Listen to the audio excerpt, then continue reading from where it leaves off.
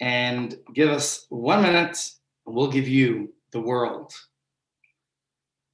Here we are, we're live. Hope you're all ready to learn.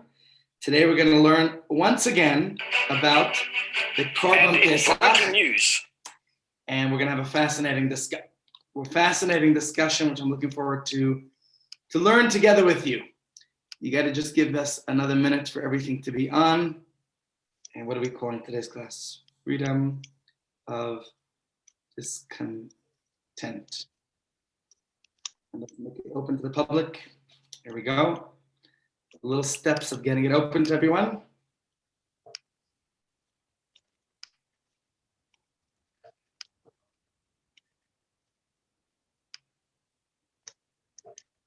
Okay, we're just now sharing it, just so everybody knows what's taking time. It's on Chabad South Africa now. It's moving over to Chabad Seniors Program, and then to our YouTube page. And as soon as we are on all the pages we need to be, we could begin. So in the meantime, go grab your coffee, water, whatever you like, and we'll be in a moment. Okay. We're getting there. Anyone want to share something today? A little insight, questions in yesterday's class? Anything that you would like to share while we get the page open for today's class to begin? Please feel free to share any thoughts, any insights, any ideas. We're only beginning in another minute or so. So seize the opportunity now. Can't believe nobody has questions. We're nearly in. Just give it a minute.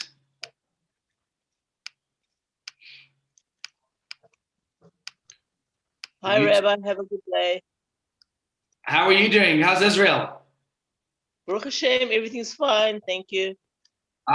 So glad. Thank God for that. So in Israel, back in the good old days, are you going to be there for Pesach, or are you coming back to South Africa for Pesach? No, I'll probably be here. You'll be there. Well, if it was, the truth is, even today, some people could, because the last few days we've been learning about the Carbon Pesach, and we're going to learn more about it today. And I got a lot to share about it. But you would be able to go to Jerusalem and bring your Carbon Pesach, right? Bring your Paschal sacrifice. So that's precisely what we're going to do here today. We're going to talk a little bit more about the Carbon Pesach. What's interesting is the Pesach Seder is arguably the most widely practiced Jewish ceremony, regardless of people's level of adherence, of tradition, regardless of their involvement in Yiddishkeit. The idea that we discussed yesterday at length, the message of birth, of renewal, of freedom, it really resonates with a lot of people, and especially now more than ever, and continues to be relevant despite thousands of years. What is it, 1900 something, 51 years since the Beis HaMikdash was standing in Jerusalem. Although the Carbon Pesach, according to what I read, was still offered for a number of years, even after the destruction of the temple. But, Jews around the globe, millennia, gathered to experience the Carbon Pesach in Jerusalem. I want to read to you just now the words of Josephus that I printed for today's class, just to give you an idea of what type of involvement, what type of participation, what was involved there. And we talk about the theme of freedom. It's inherent to the story of Pesach, and it served as an inspiration to so many who struggled throughout history to cast off those shackles of bondage.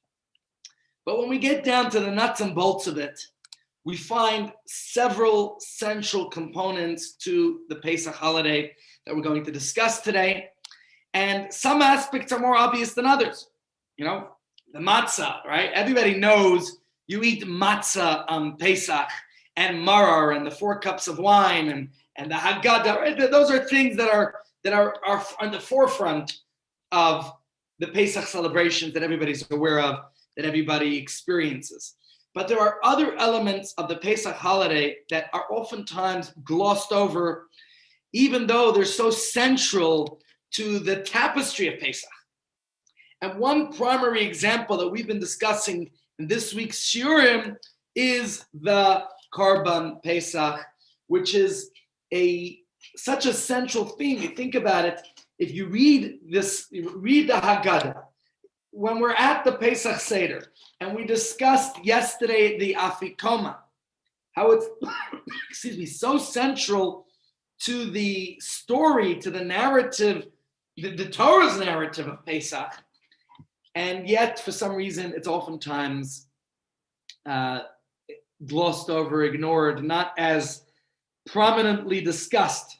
So that's what we're doing. That's what we did this week.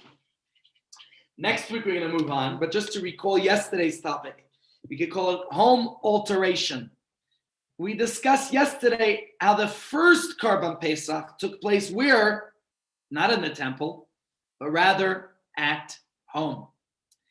And the significance, the primary importance of the home. But I want to go today back to the original Carbon Pesach and see the important lessons that we could take from it, that we could learn from it as well, that we could apply in our lives. So obviously, since the temple's destruction, other than what do they call them? In Sibyl in Israel, there's a group of people, I don't know if they're Tzedukim or they're Karayim, I think it's Karayim, Karaites. And they still offer the Carbon Pesach in Israel today. But other than them, I don't think anyone else does, and it's not done. If the temple's not standing, we can't offer it. But there's a lot of our literature that does talk about the Carbon Pesach. There's so much we can learn from it. And in fact, if you look at the Erev Pesach, and this year it's on a Shabbos, so it's not so hectic as usual. Usually it's on Erev Pesach is a very busy day. People forget to do it. But this year, considering the Pesach only starts Saturday night, and on Shabbos itself, what are you doing on Shabbos? You're already Pesach did. So this year you could spend some more time reading about it.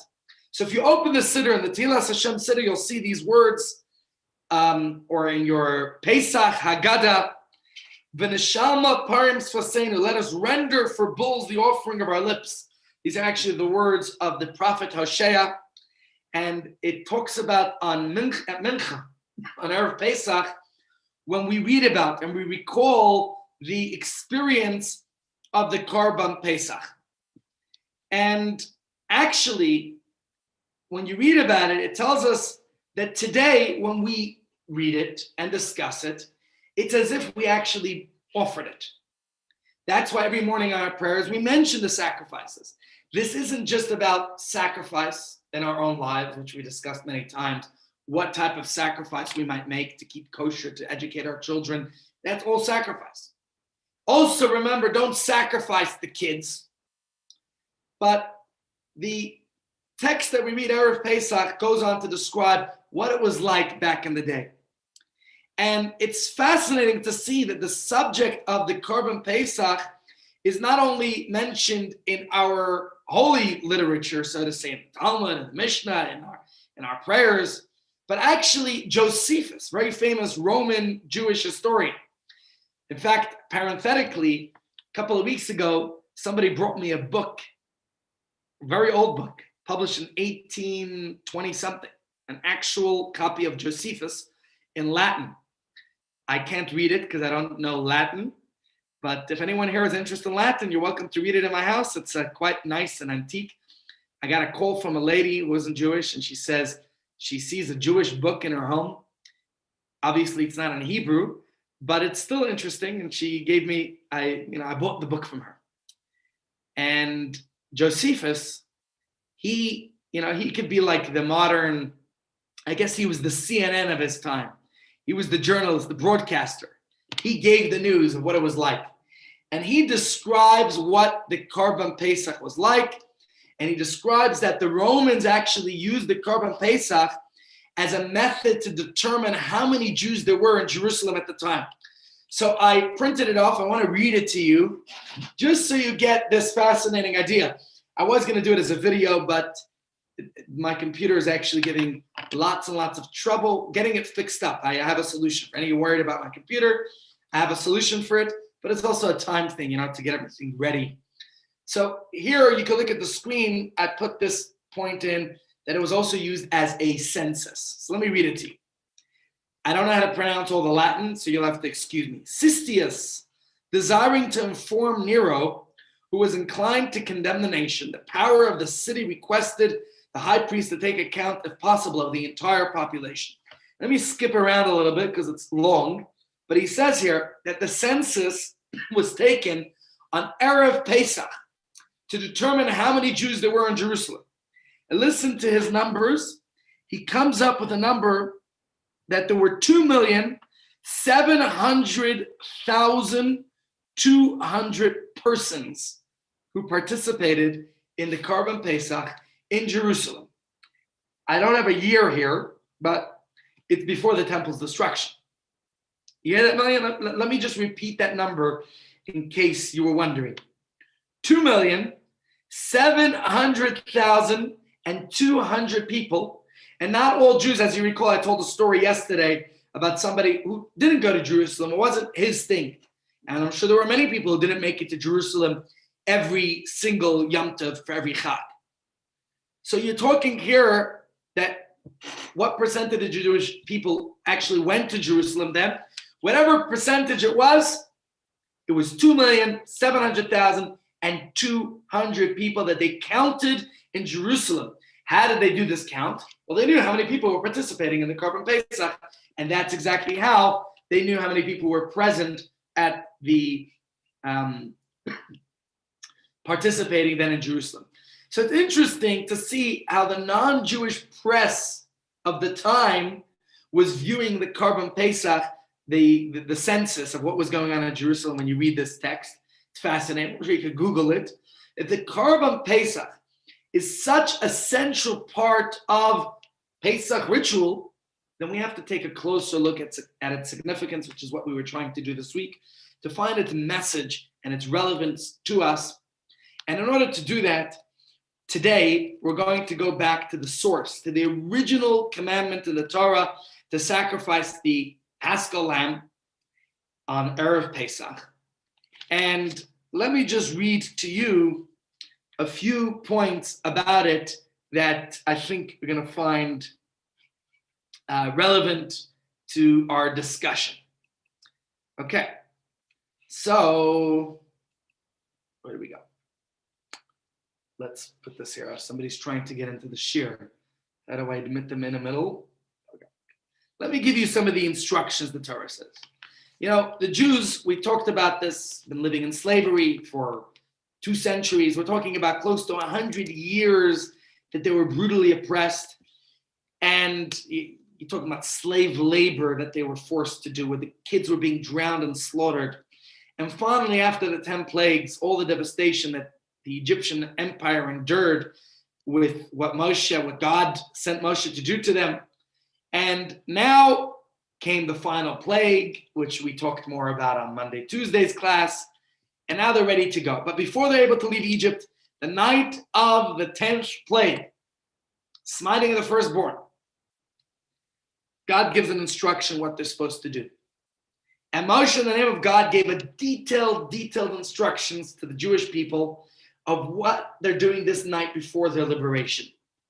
The night they're finally able to experience freedom. I mean, they're already experiencing freedom. The Egyptians learned the lesson.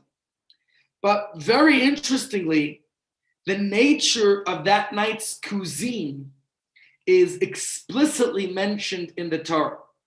And it's quite interesting because I don't know of any other places, I do think of one, where the Torah mentions the order. And I didn't put the text in, so just follow with me. I'm going to read it to you from the Torah, just so you could follow the verse with me. And then we can analyze and discuss this. Torah says, you should sacrifice, you should slaughter the lamb, which was an Egyptian deity. That's a parenthetical note, which I'm going to talk about in a moment. And you're going to eat the flesh that night. Listen to the instructions, how you're supposed to eat this. Says the Torah, tzli eish, you're going to have a braai. You're going to roast it. It's going to be a barbecue. All right? It's very specific. You're going to eat it with matzah and maror. That's what the Torah says. Al taychel mimenu. Now listen to the instructions. Do not eat of it roasted in a pot. Ubashel mevushel b'mayim. Do not cook it or boil it in water. Kim tzli eish, the only way you can eat it is roasted. Roishai al kra'av al kirvah. On the fire, it is to be roasted, its head with its legs and its innards. Very specific instructions. You're not to leave anything over until the morning. Whatever is left over in the morning, should be burned in the fire. And this is how you're going to eat it. Masnechem chagurim, your loins girded. Naalechem beraglechem, your shoes on your feet. Umakelchem beyadchem, and your staff in your hands. You should eat it in haste. Pesach Hashem, it is a Passover offering to God. That's the biblical instruction. Ladies and gents, very, very important. Okay, this became, of course, the annual Pesach routine, as we discussed, when the Beis HaMikdash stood in Jerusalem. Every Jewish household or groups, if you weren't the Schaefer family of 12, so then you teamed up with a couple others, and you bring a lamb or a kid. Excuse me. You bring it to the temple, to the Beis HaMikdash, on the 14th day, in the month of Nisan, the day of Erev Pesach, right? And the lamb would be offered in the temple courtyard, and parts of it would be burned on the Mizbeach, on the altar. It would then be roasted on a spit over a fire. And that night, first night of Pesach, the meat would be eaten with matzah and maror, which, of course, as you learned Tuesday in the shiur, was sort of dessert. This wasn't your main course even. I mean, this sounds like enough for a main course, right? No, this is dessert. And this is what constituted the staple of your Pesach Seder back in those days. Nowadays, we don't have the Beis HaMikdash, so the Seder tables were left with the matzah and the maror. We don't have lamb chops, and we eat the afikoman in its place. So, ladies and gents, here is what I would like to say. If we take a closer look at this verse that we just read, right? It's a very, very telling detail. But I wanted to read the verse to you explicitly in the Torah. Let's just analyze it one more time. What does the Torah say? Do not eat of it roasted in a pot. Do not eat it cooked or boiled in water. Only roasted on the fire, its head with its legs, with its innards. You hear this? It's quite puzzling. The Torah does not often give instructions related to our food preparation, does it? Yes, we find complex laws of kashrus in the Torah. There's no doubt about that, right? The laws dealing with the forbidden food. You can't eat pork, or lots of other treif delicacies, right? No lobster, no crab, no cheeseburgers. All those forbidden mixtures, milk and meat. But for the Torah to dictate to us the method with which we have to prepare food is so unusual. It's almost unheard of. As far as God's concerned, however you like to make your food, as long as it's kosher, gesundheit. You like it instant in the microwave? Okay. You want it in the oven, in the pot, on the grill. You like Chinese, sushi, deli, cholent, biltong, fleischigs, par, whatever you like. Go ahead. Knock yourself out. You could say that the Torah's general rule is, as long as it's kosher, es gesundheit, bon appetit, right? Te'avon. The only remarkable exception to this law is the Carbon Pesach. Yes, there's also the Nazir, where the Torah does give some specific instructions there as well. But here we see very explicit instructions that the Torah is telling us that you have to eat the meat roasted. Why? Why would God choose the roast and reject the saute?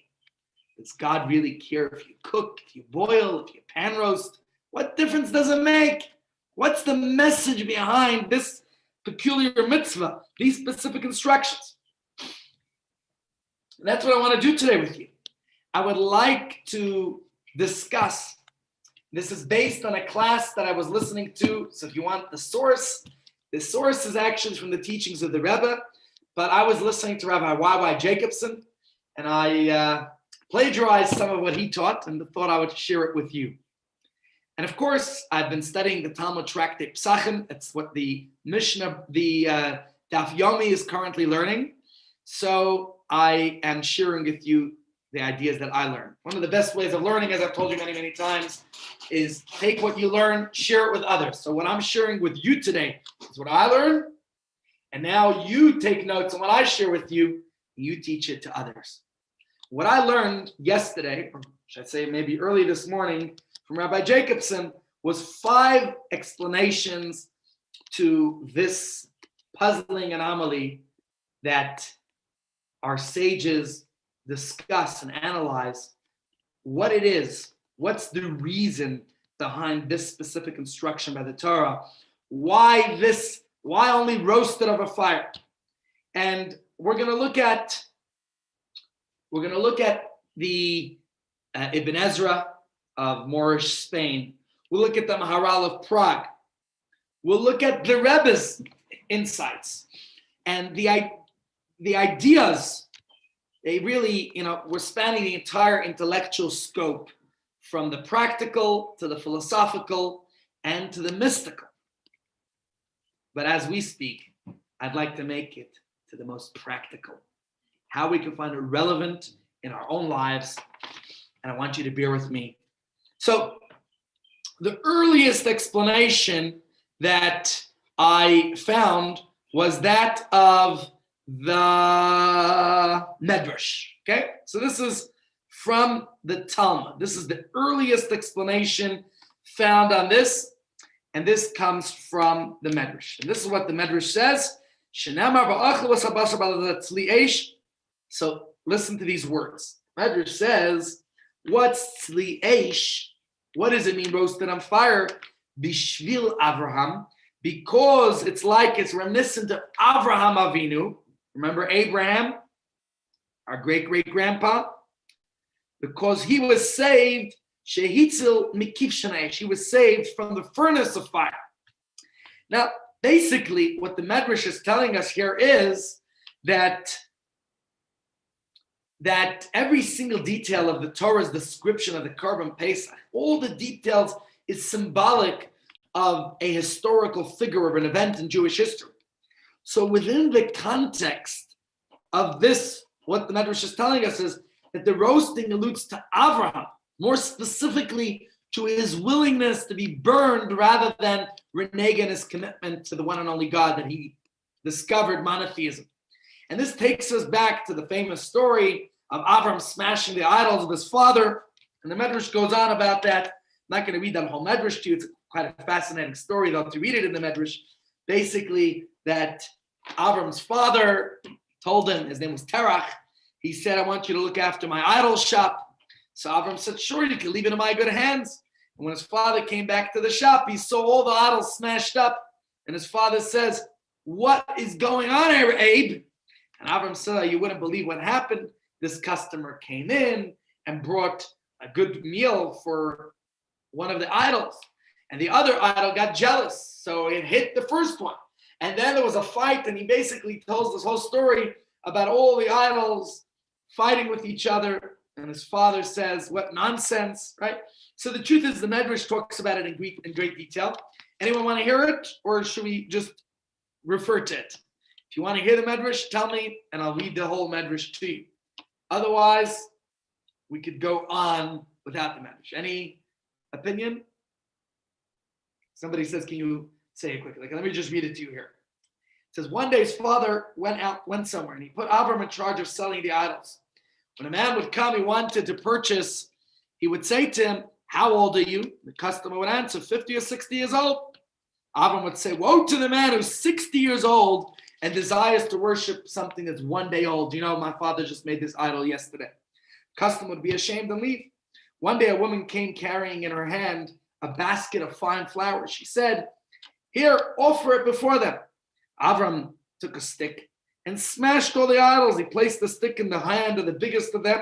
And when his father came and said to him, who did this to them? Avram said, would I hide anything from my father? A woman came carrying in her hand a basket of fine flour. She said, here, offer it before them. When I offered it, one idol said, I'll eat first. The other said, no, I'll eat first. Then the biggest one of them rose up and smashed all the others. His father said, are you making fun of me? Do they know anything? Avram answered, shall your ears not hear what your mouth is saying to me? Terach took Avram and handed him over to King Nimrod. Nimrod said to him, let's worship the fire. Avram said to him, if so, let's worship water that can extinguish the fire. Nimrod said, let's worship the water. Avram said to him, if so, let's worship the clouds which bear the water. Said Nimrod to him, let's worship the clouds. Avram said back, if so, let's worship the wind which scatters the clouds. Nimrod said, okay, let's worship the wind. Avram said, if so, let's worship man who withstands the wind.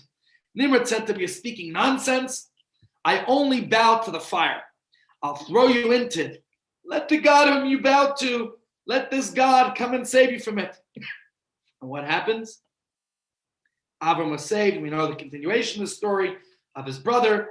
Anyways, remember what the Medrash is saying here is, remembering Avraham is essential to the Carbon Pesach, because it's due to Avram's steadfast devotion to God that we, the Jewish people, merited to be freed from Egypt, to become God's chosen nation, to receive the Torah at Mount Sinai. But this allusion to Avraham is not just the symbolism that the Medrash is saying. Remembering him helps us to internalize those ideals that he stood for and lived by. So the fire and its correlation to the roasting of the meat is not just some trivial detail that we dug up in Avram's life story. The Medrash is telling us that it represents a powerful statement that Avraham made, that he's quite literally, he preferred to die a gruesome death. Avram was thrown into the burning furnace of the fire there in Ur Kasdim, and of course, miraculously, he was saved. So, when our ancestors were leaving Egypt, they had to gather around their spits, their fires, their braais, and they had to learn an important, a critical message. Freedom comes with responsibility. There may come a time when their descendants will be called upon to sacrifice themselves for God's sake. And there were many, many times. So these words, tzli eish, which literally means roasted over fire, what is that reminding us? It reminds us of Avram's commitment to God, and it tells us what commitment and self-sacrifice we ought to have. That's the first point. This comes from the Medrash. Let's move on now to another answer, and this one comes from the Sefer HaChinuch. Okay? Let me share this one with you. Says the Sefer HaChinuch that the purpose of the Carbon Pesach, why was it a roasted lamb? He says, we'll take a step back, we'll see the bigger picture, the overall theme of the Carbon Pesach, that we're meant to eat it, he says, as princes and nobles.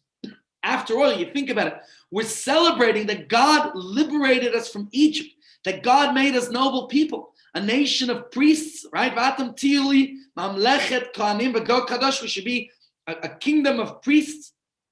So we're attempting to illustrate this by acting as princes, as nobles. That's why today we eat reclining, because once upon a time that was a symbol of freedom, that you were able to recline, right?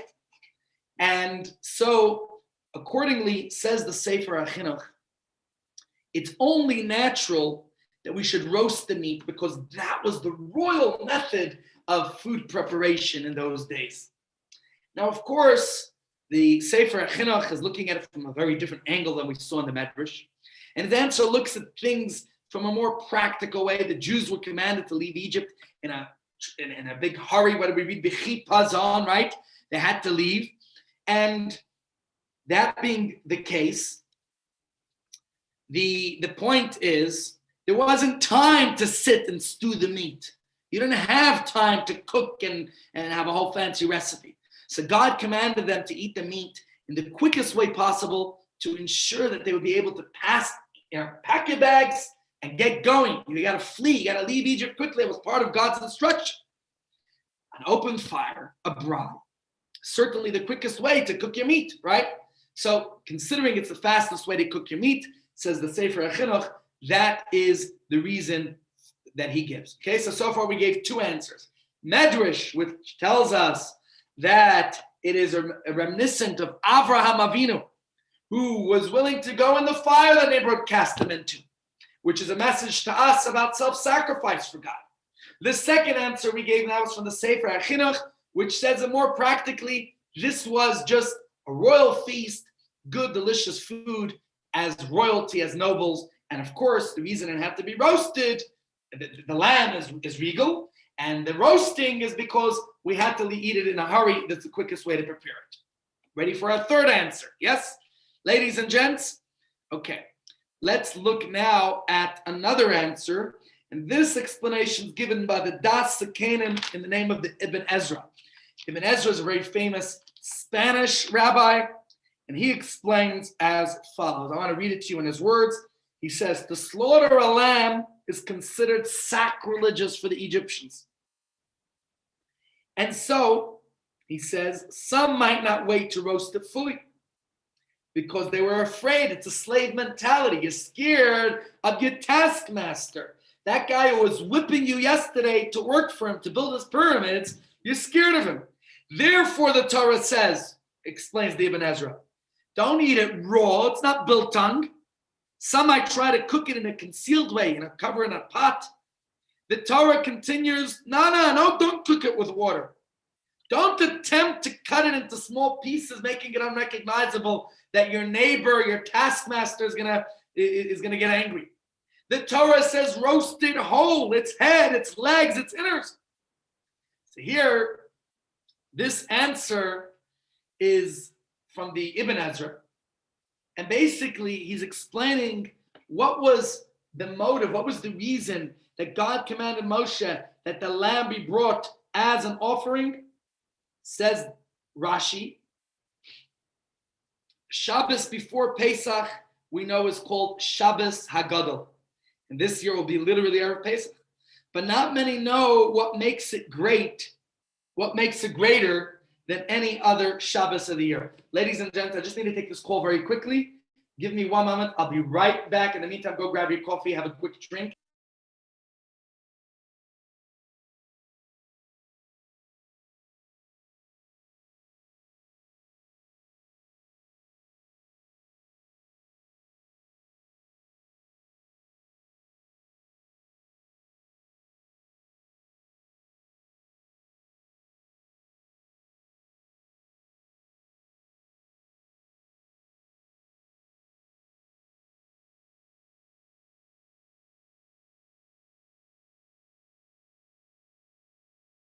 Okay, hope you had your coffee and are back.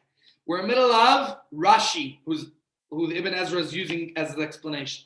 Says Rashi, why is that Shabbos before Pesach called Shabbos Haggadah, the great Shabbos? What's greater about this Shabbos than any other Shabbos? So Rashi explains. First of Nisan that year was a Thursday, as it says in Seder Olam, and accordingly, the day the Jews took the Carbon Pesach, Paschal Lamb, was on Shabbos. Like this year. The Jews frightfully said, we're taking the Egyptian deity. Will we not be killed? And this is the Egyptian god. I mean, think about it. This is like a slap in their face. They were our taskmasters yesterday. God told them, you'll see miracles that I will perform for you. Every Jew took a lamb and guarded it for 4 days. When the Egyptians saw that, they wished to avenge their deity. But God performed a miracle, and their innards burned, and they were struck with immense pain and did not harm the Jews. Because of this miracle that occurred on that fateful Shabbos, says Rashi, that Shabbos before Pesach is called Shabbos Hagadol. Maybe all the more so relevant to our discussion today, because this year Shabbos, it's the same sequence as 3,333 years ago.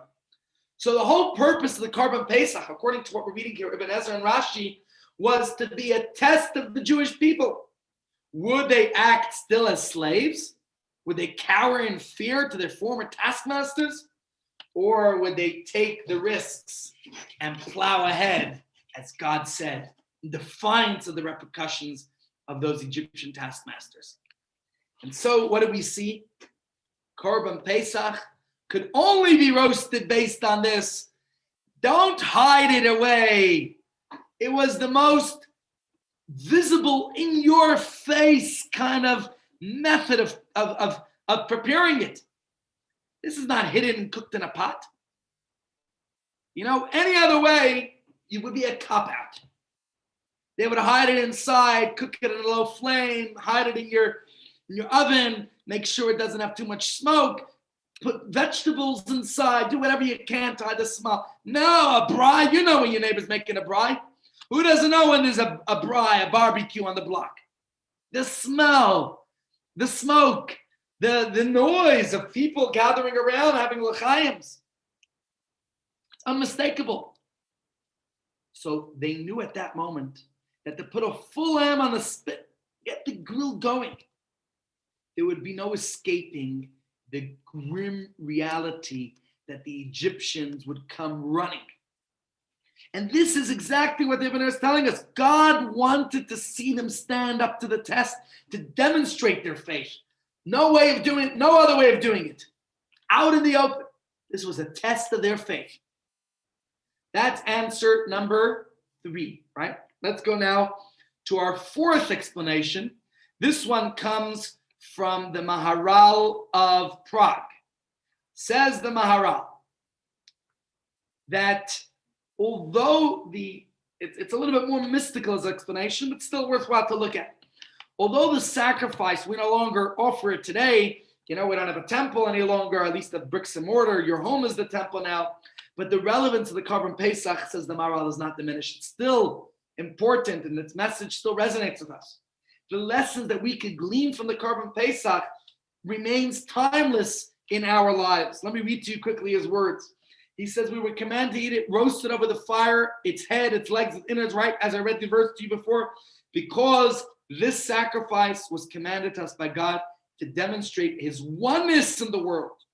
And therefore it had to be roasted whole, complete, right? As the verse tells us, its head, its legs, its innards, everything. What did that represent? What did that symbolize? Says the Maharal of Prague, that symbolized the divine unity. That's what it represented. And he says this is the reason why they were commanded to eat the Carbon Pesach roasted, because cooked meat, as we all know, separates into parts, falls apart, whereas meat that's roasted becomes solid and unified. That's also why God commanded us not to eat it raw and not fully roasted, because only when properly roasted does all the moisture leave the meat and it becomes compacted. Likewise, we're commanded to slaughter the Carbon Pesach in the afternoon. Why the afternoon? Says the Maharal, neither part of the day that is past nor part of the night, because the time period is unique. It is fitting for a sacrifice for the one who is unique. So the Maharal basically sees the theme of Pesach as unity. we're expressing our belief in one single God. And all the details of the Carbon Pesach basically concur with this idea. God took a nation of idol worshippers and made them his people.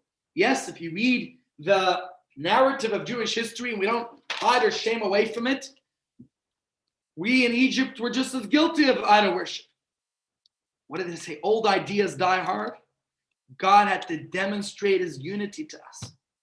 Better yet, God wished for us to be the ones to demonstrate that unity. That was the idea behind the Carbon Pesach, to offer up that chaotic multiplicity of Egypt on the altar of unity.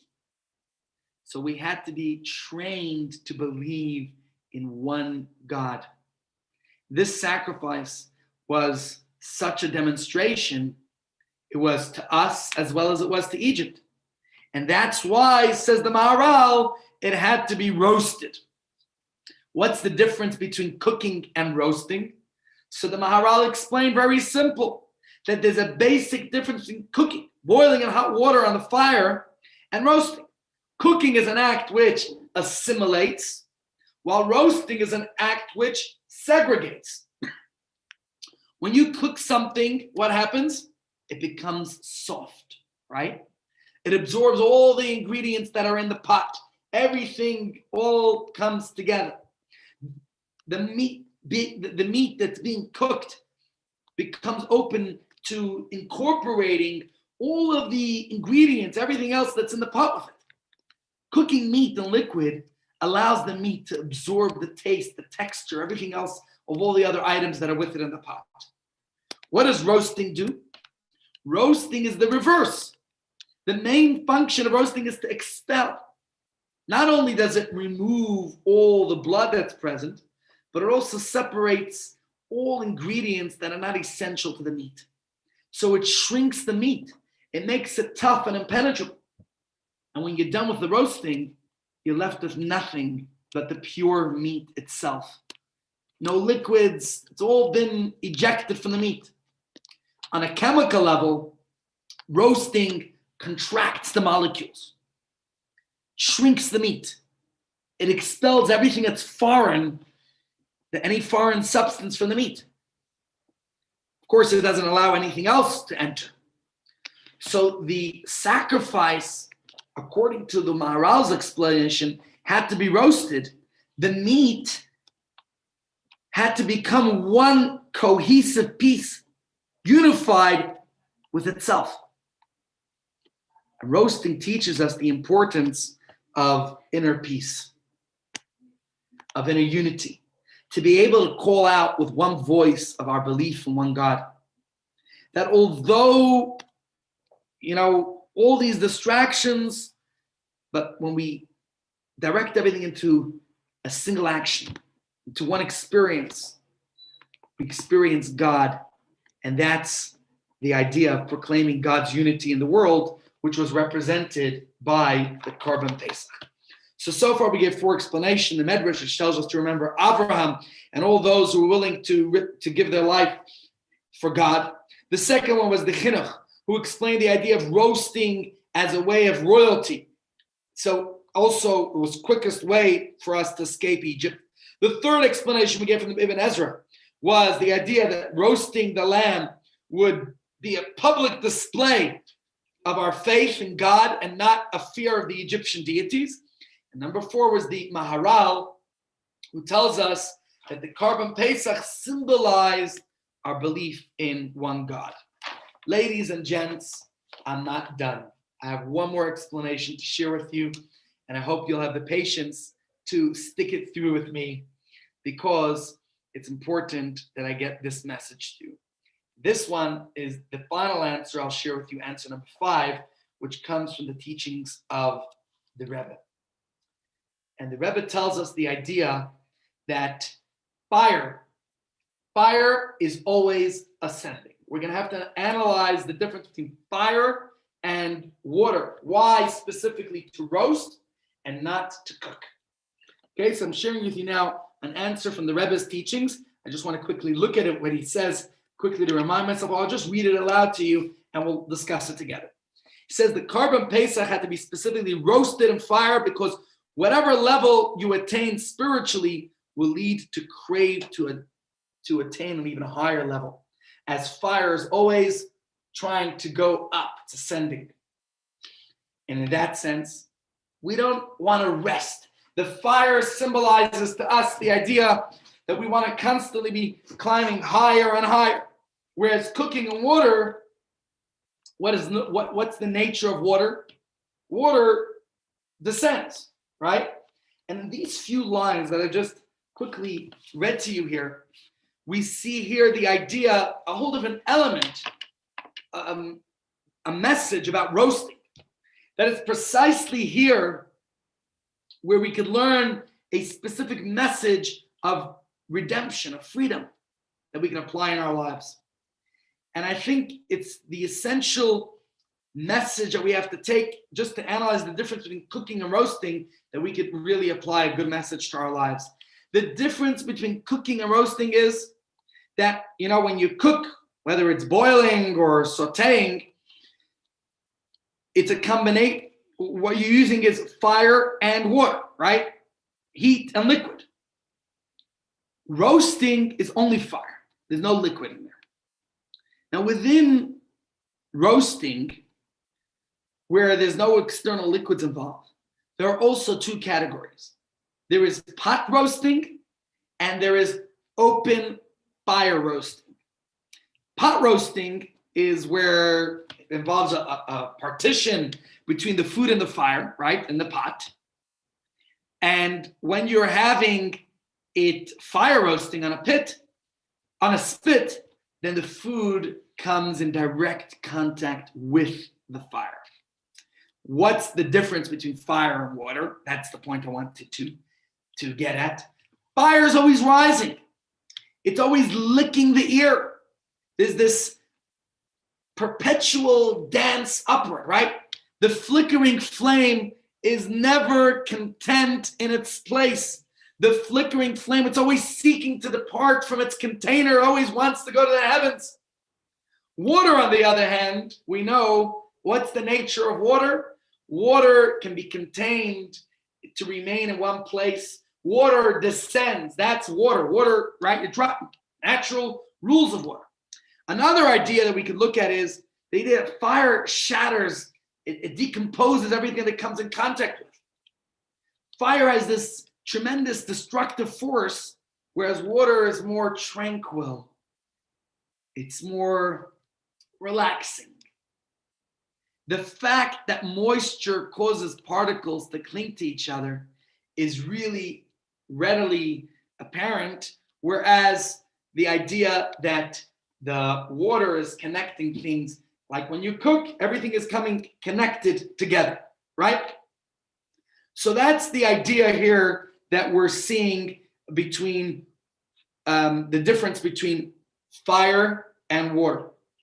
And this is something explained in Kabbalah, that fire represents this upward striving, this yearning, this thirst, this passion, this tension, this restlessness. Water, on the other hand, symbolizes that idea of satiation, of containment, right? Contentment, of tranquility, okay, fulfillment, calmness, resolution. Fire decomposes things. Fire breaks and divides. If an object is placed in the fire, it literally is challenged to its core, whereas water is connecting, it's unifying, it's integrating.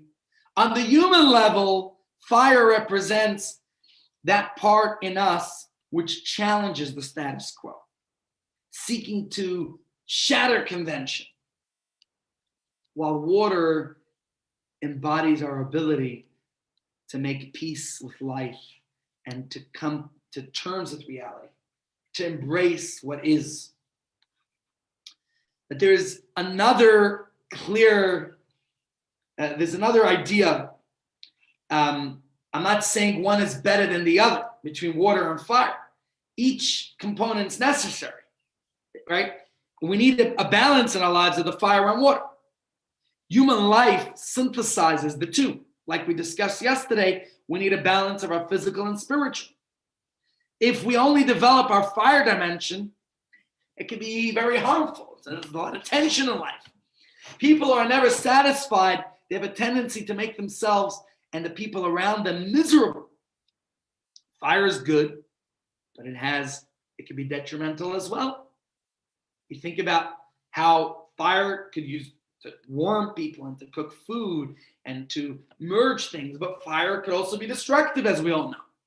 On the other hand, if we're only water-like creatures, then what happens? We fall into the paralysis of analysis. We become immobile. We're just relaxed, always chilling.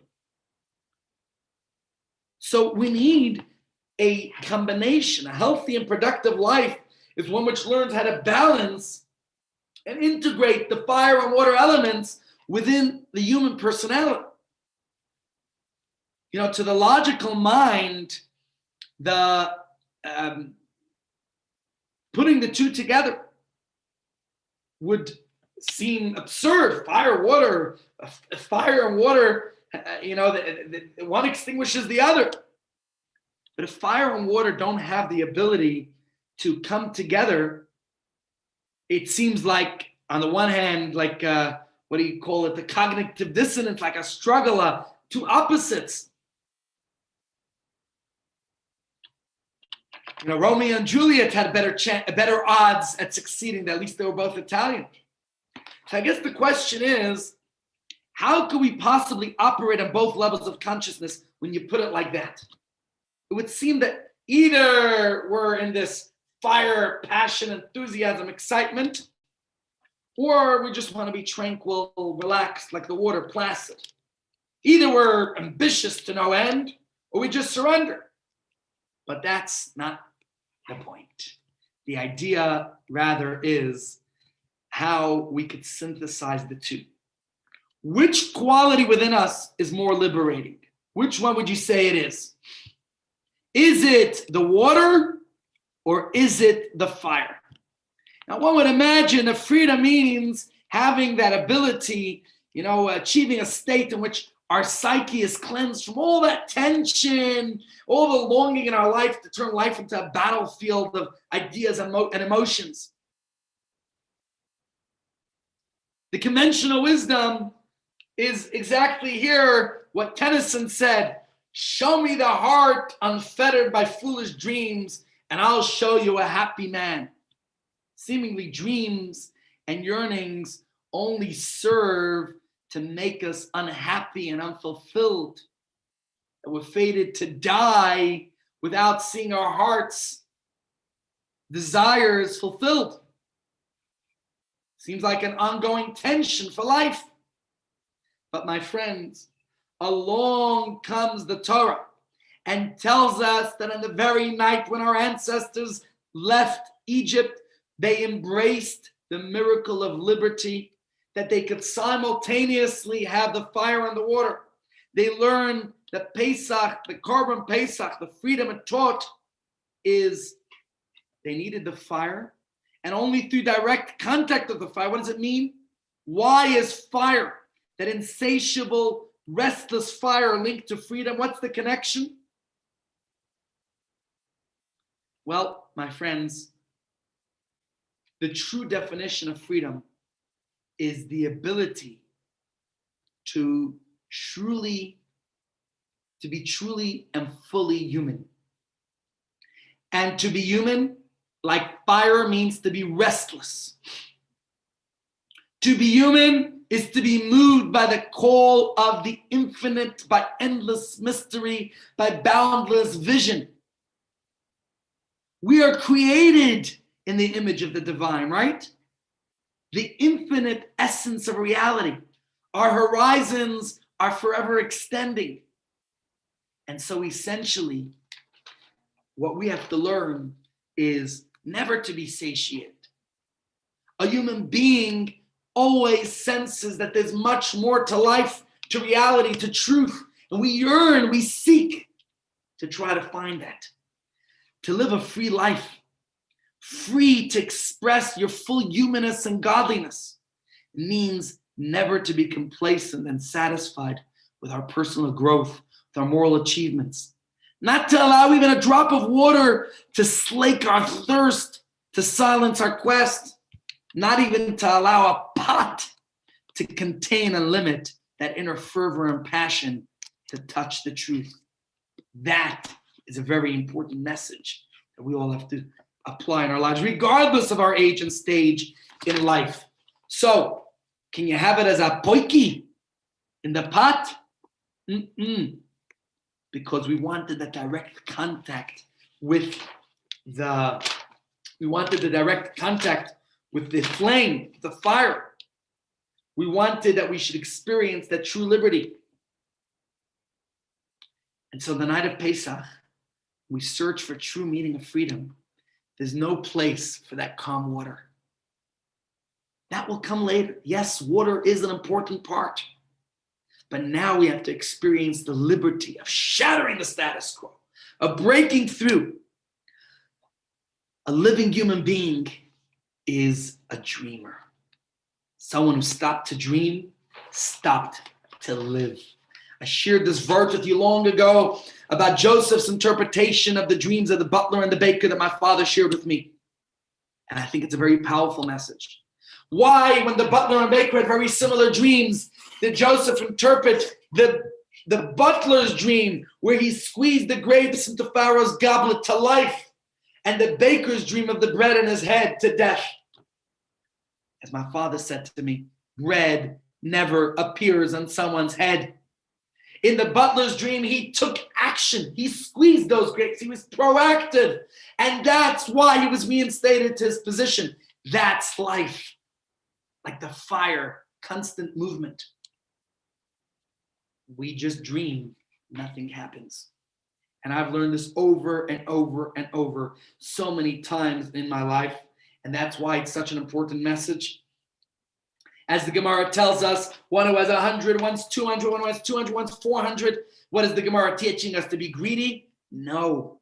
The Gemara is telling us, if we understand craving as a fundamental human quality, the way God programmed us, we realize that rather than mocking it, we could apply it in a positive way in our life. The Talmud is giving us a message of advice for life. I know they say advice is the only commodity with more in supply than a man, but it's worthwhile taking the Talmud's advice. We should live with a mad desire, like the fire is constantly dancing, flickering up. So should we live in that way too.